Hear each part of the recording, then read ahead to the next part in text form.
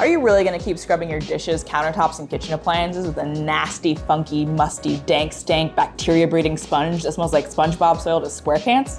Stop pushing germs around your surfaces and counter the contamination with this truly sponge-worthy hack that takes roughly half the time to do is popping popcorn. See, as your sponge gets wet and dries out over and over again after wiping up gross kitchen messes like raw chicken, sink grime, and other unidentified residue, you could literally be taking your health in your hands by even touching that bacteria-ridden sponge.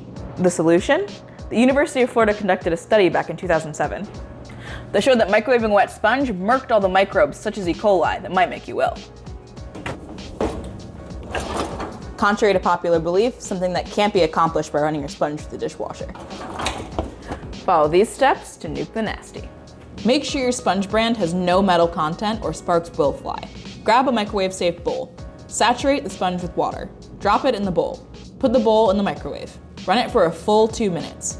Watch through the window and imagine all those microwave microbes meeting an agonizing fate. Wait a couple minutes before removing the sponge to avoid burning yourself. And there you have it. The sponge is sterilized and the stench is staunched.